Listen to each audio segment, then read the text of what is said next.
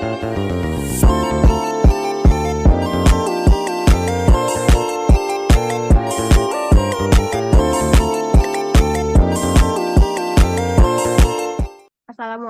warahmatullahi wabarakatuh, Bapak, Ibu, dan asisten serta rekan-rekan sekalian. Kami dari kelompok 6B, Praktikum Bioinformatika, Departemen Biologi Universitas Andalas, yang beranggotakan saya sendiri, Hazia Nabila Ahadi, dengan NIM 2110421031. Lalu ada Ibrahim Fauzi dengan NIM 2210422002. Lalu ada Farah Fatimah Kamela dengan NIM 2210423056. Lalu ada Yolanda Amelia Putri dengan NIM terakhir 3052. Lalu ada Yuli Setia Marseli dengan NIM terakhir 3018. Lalu ada Anida Amelia dengan NIM terakhir 3014. Lalu Caturisa dengan NIM terakhir 3004.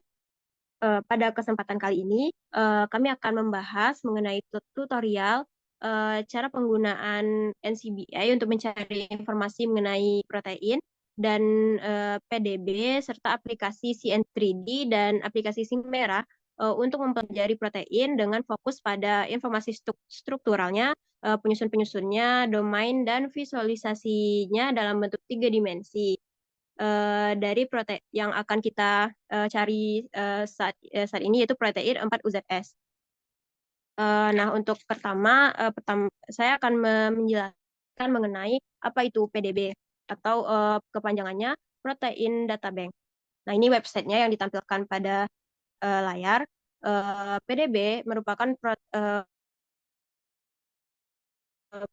adalah database yang menyimpan data struktural 3 dimensi dari protein, asam nukleat, dan kompleks makromolekul atau maupun mikromolekulnya. Itu di PDB juga menyediakan anotasi yang menjelaskan fungsi, interaksi, dan fitur-fitur penting lainnya dari protein yang membantu dan dalam memahami peran biologis dan mekanisme kerja dari sebuah protein. Nah, untuk CN3D dan Simera merupakan aplikasi yang memungkinkan kita untuk memvisualisasikan dan memanipulasi struktur 3 dimensi dari protein. Nah, langsung saja kita masuk kepada tutorialnya. Yang pertama itu kita masuk ke website NCBI. Setelah masuk ke website NCBI, pada all database, kita ubah menjadi protein, karena kita akan mencari protein di sini. Lalu klik protein yang akan kita cari. Di sini kita mencari protein 4-UZS. Nah, setelah diklik, lalu klik search.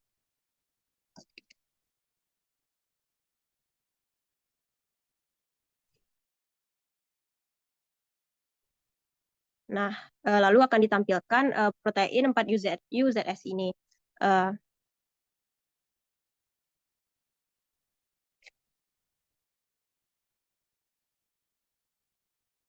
Nah, di sini di halaman pertama memuat beberapa info penting dari protein ini. Yang pertama, langsung saja ke pertanyaan yang pertama, itu mengenai berapa jumlah database keseluruhan dari enzim 4-UZS, sertakan jumlah database pada animal, plants, fungi, dan sebagainya. Lalu dari mana sumber database dari protein 4-UZS ini yang akan dijelaskan oleh Fauzi. Kepada Fauzi dipersilahkan. Baik, terima kasih moderator. Langsung saja di halaman ini kita akan dapat melihat yang pertama itu pada enzim atau protein 4-UZS ini ada berapa banyak database yang muat. Dari halaman ini kita dapat melihat ada 3 item itu, dan juga di sini juga kita bisa melihat bahwasanya di bagian kiri atas itu ada spesies, ada bakteria 3. Itu artinya dari protein ini itu ada terdapat pada spesies dari bakteri saja. Biasanya pada beberapa protein-protein lain itu ada juga seperti animal, plant, dan fungi atau lain-lainnya. Lalu di bawahnya juga terdapat sumber dari database-nya. Dari sini itu ada PDB juga, dan pada protein-protein lain itu juga ada seperti contohnya PDB, UniProt, ataupun seperti reference sequence lainnya itu. Mungkin sekian yang dapat saya sampaikan. Saya kembalikan kepada moderator. Baiklah, terima kasih kepada Fauzi. Lalu selanjutnya itu mengenai apa saja genetik kompartmen yang dimiliki oleh enzim atau protein 4UZS ini. Ini akan dijelaskan oleh saya sendiri. Untuk genetik kompartmennya, kita bisa scroll ke bawah pada bagian kiri tadi. Nah, ini paling bawah itu ada genetik kompartmen. Pada bagian kiri ujung bawah. Nah, untuk genetik kompartmennya sendiri itu ada kloroplas, ada ada mitokondria sama plastid. Untuk genetik kompartmen ini merupakan struktur di dalam sel yang menyimpan dan mengelola materi genetik. Protein dapat berada di dalam atau mempengaruhi fungsi berbagai kompartmen ini, seperti si mitokondria ataupun plasmid. Nah, selanjutnya itu mengenai berapa jumlah asam amino yang dimiliki oleh protein 4UZS ini. Ini akan dijelaskan oleh Yola, serta mengenai fungsi-fungsi dari masing-masing urutan asam aminonya. Pada Yola, dipersilahkan.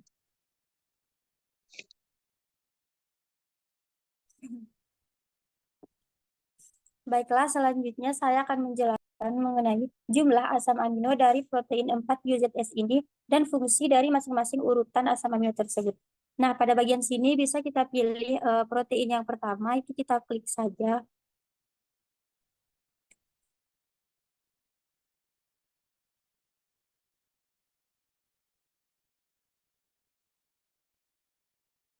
Nah, kemudian pada bagian sini itu dapat kita lihat jumlah dari asam amino protein 4UZS ini itu ada sebanyak 689 asam amino.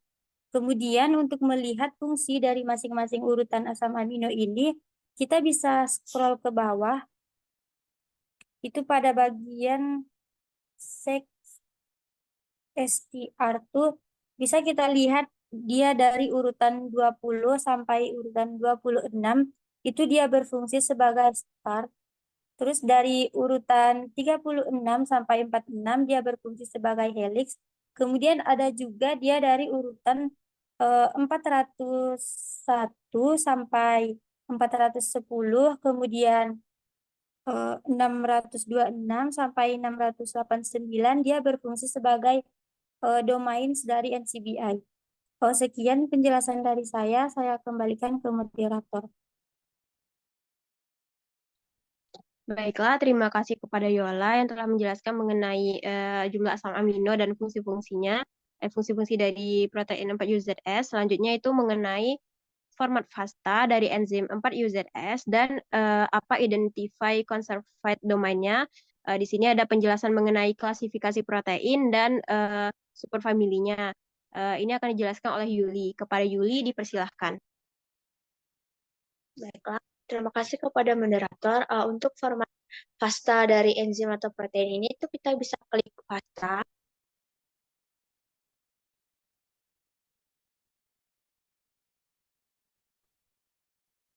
Dan ini adalah format FASTA dari enzim atau protein 4UZS ini. Dan untuk identify concept domainnya itu kita bisa ngeklik yang sebelah kanan di analis di sequence itu yang bagian identify concept domains kita klik. Nah, di sini tuh dapat kita lihat klasifikasi dari protein atau enzim 4UZS ini yaitu beta galaktosidase mengkatalis hidrolisis residu beta D galaktosa terminal non reduksi dalam beta D galaktosida. Dan untuk superfamilinya itu adalah beta galaktosidase gen A, yaitu transportasi dan metabolisme karbohidrat. Baiklah, sekian dari saya kembalikan ke moderator.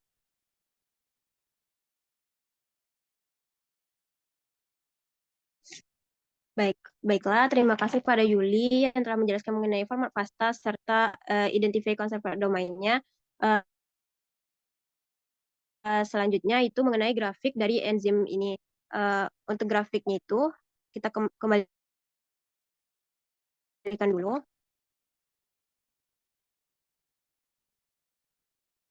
Nah, di sana klik tulisan grafik.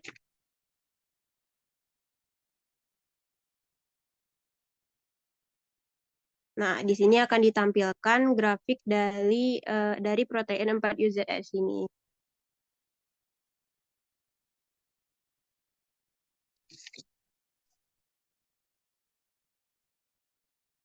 Grafik ini menyajikan data dalam bentuk visual untuk memudahkan pemahaman dan analisis kita mengenai protein yang kita cari ini.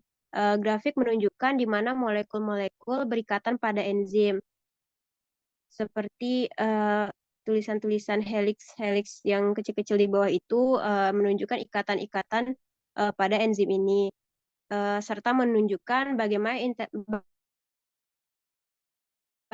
interaksi dengan molekul-molekul ini dapat mempengaruhi aktivitas atau fungsi dari protein 4UZS. Nah, sekian tutorial mencari informasi mengenai protein 4UZS di website NCBI. Selanjutnya kita lanjutkan di website PDB. Untuk memasuki PDB ini kita bisa mencari di Google itu RSCB PDB. Nah, ini dia tampilannya. Langsung saja kita masuk ke pertanyaan pertama, itu mengenai apa nama protein, klasifikasi, dan apa organisme dari protein 4UZS ini. Pertama itu kita mulai dari awal dulu pada bagian searching di atas.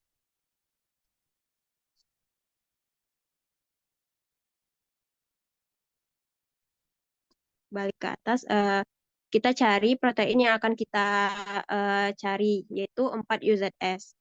Kita klik, lalu klik cari.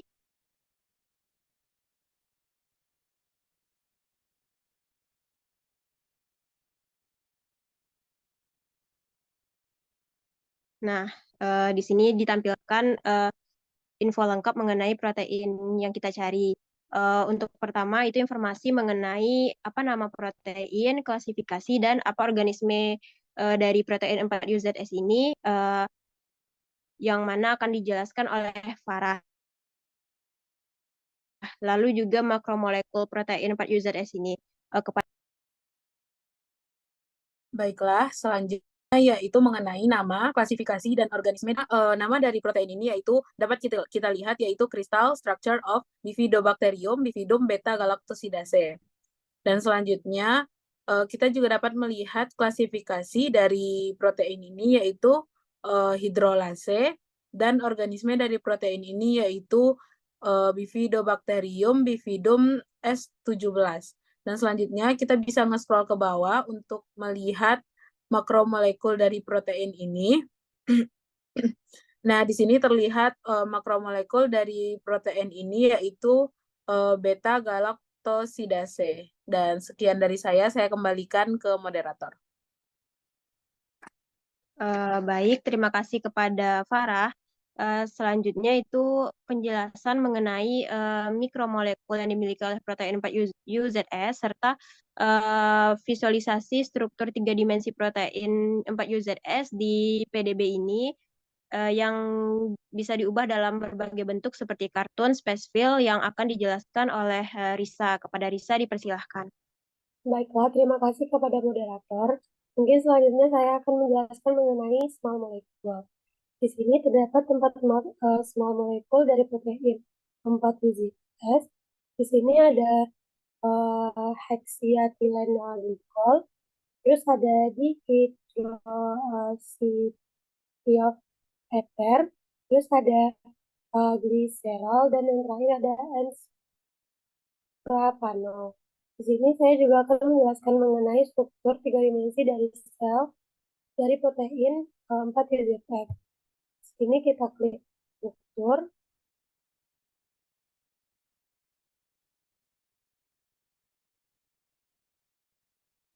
Di tampilan ini kita akan dapat melihat bagaimana bentuk sel dari struktur dari protein 4 digit X.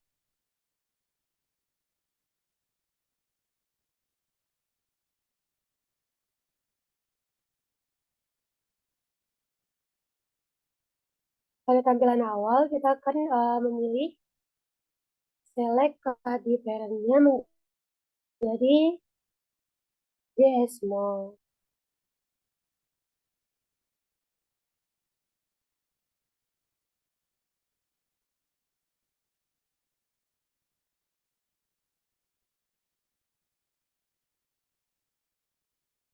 Pada JS small ini, kita dapat merubah warna serta bentuk dari protein 4 digit X.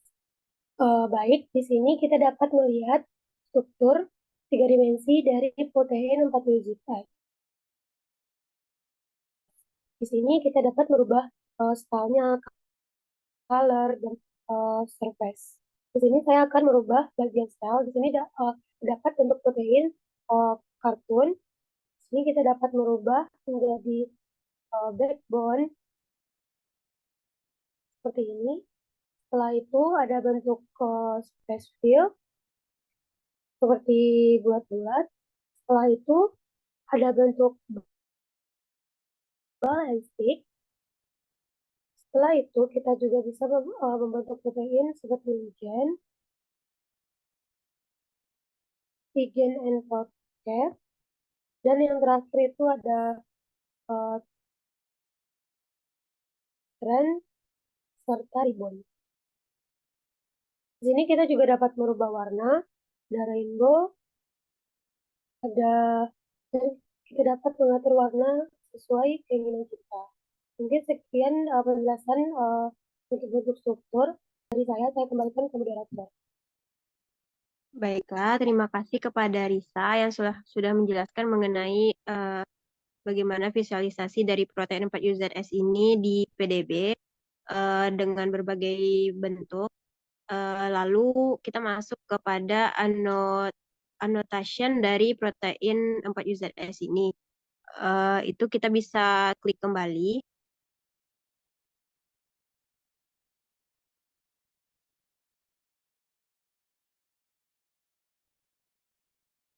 Lalu klik annotation. Nah, di sini langsung tertera annotation dari 4UZS ini. Untuk annotationnya itu ada domain annotation, yaitu ACOD classification, sama domain annotation CATH. Nah, di sini annotationnya di sini juga berisi tentang klasifikasi dari annotation yang dimiliki oleh enzim 4UZS ini. Itu seperti family name-nya dari annotation ACOD ini ada glycohydro42C, terus domain identifiernya itu E4UZSA3, arsitekturnya A beta services, possible homologinya itu ada X, glycosyl hydrolase domain leg,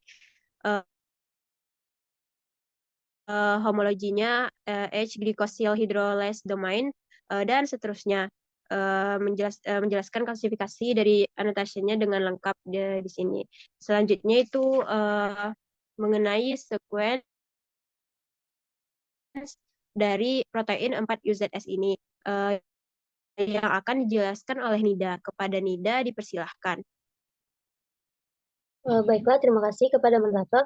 Selanjutnya untuk bagian sequence itu dibagi.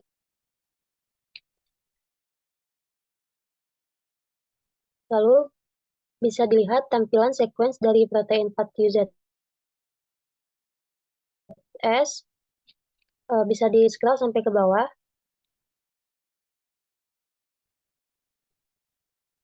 Demikian.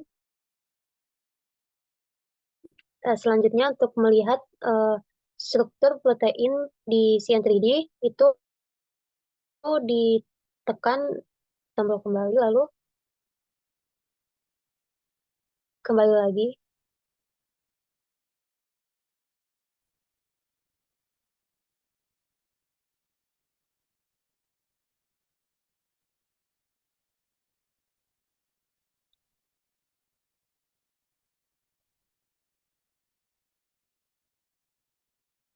Diklik pada bagian kristal struktur itu yang ada gambar. Lalu bisa dilihat ada gambarnya dan di-download. Otomatis akan langsung terhubung ke aplikasi CN3D. Berikut adalah tampilan di aplikasi CN3D mengenai struktur dari protein 4UZS. Dan di sini kita bisa melihat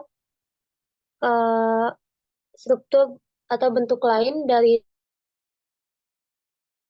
struktur ini dengan mengklik di bagian style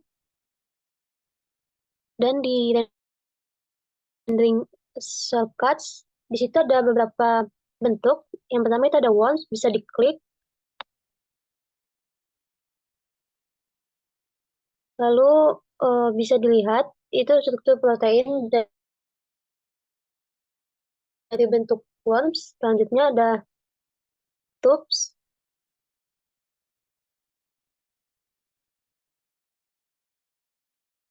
Bisa diklik. Lalu ada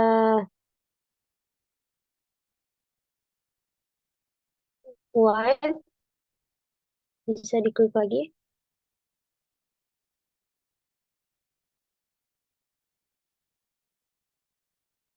Lalu ada ball and stick. Terlihat bentuknya itu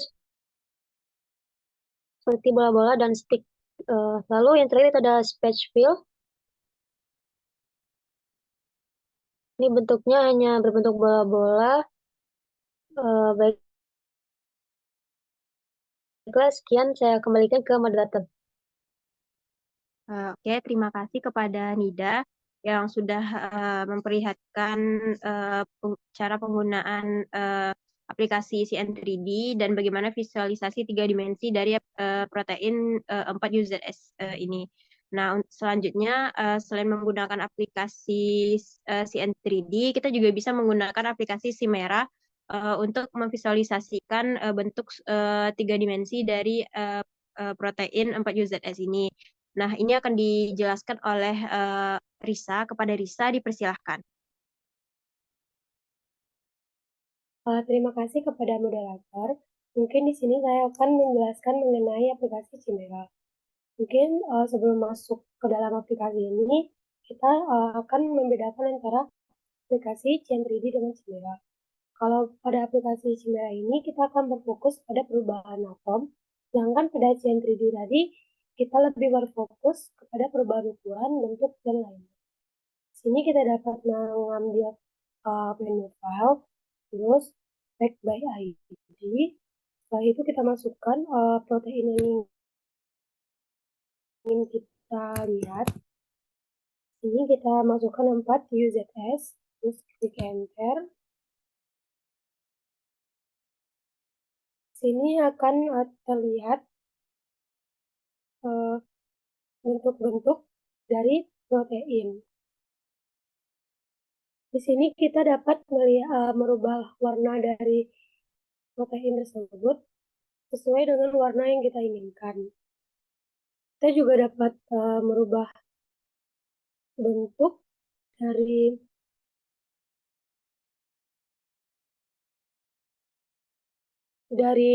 protein ini di sini ada bentuk backbone,